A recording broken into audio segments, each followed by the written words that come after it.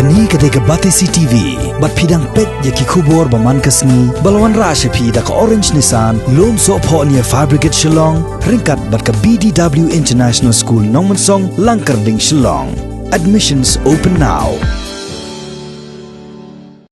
Kajin pen krek bani Shimenta Syak Lumpung Yakob Ilakai Football Under 18 kaban penyai da Shillong Sports Association hagi penai bansawan kala sedang menyai syat-syat. Haga arfun retorik mentau benai rempang arjar arpo kawai nak ikan hon ke bani Shimenta haga ni ke Lumpung Under 18 kata ke Renti Sports Club kala penlong ya ke Lumpung banjit ya ki kena akiban mikmat na ke Renti Sports Club. Ya kani ke Lumpung banjit ya kirang ilakai haga ni ke sengi la penlong hamadan third ground polo Shillong haga pelawan Shimenta da palat sans pangut kirang ilakai ki barang hapok ka kat pras nem karta na ke leng ke jela bat naga ni ke Lumpung ke Renti Sports Club kanjit kembal lai pongut.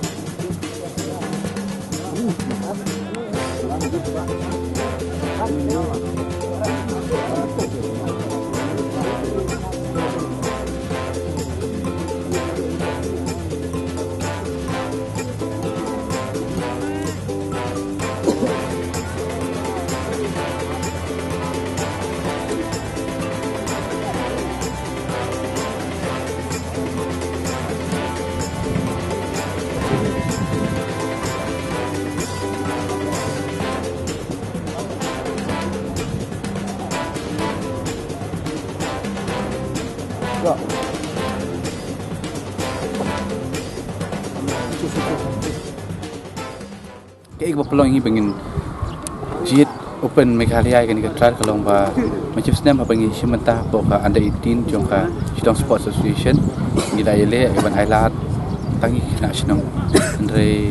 kamsim la ai so batiang tim tahu senam management jongka club ungkat official jongka club le railang ya kabangin court trial ya baru ki kena jongka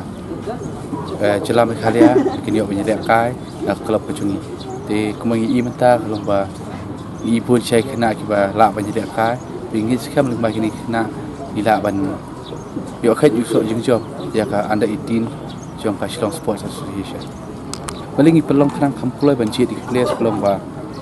Bangin yo bahkan saya marbun ki club tak sedang banjir di kena Under 18 tinggi ingkau bersedang nak kenang bangin yo dua di place. Malah ki place tak ada cukup ke club pat kelas yang sing ingi bagi yo ikut ki place bahkan saya hak club kecungi. Di lembah ini kena inga community maupun club berapa perempuan ini yo ban boleh sekatong macam job tambah hak macam senam kuman Shillong kami iklim sim lalaban yang kai bah pok ada 18 league kalau punya jaga Shillong Sports Association dimenta bangila kam ya kam si kaman kam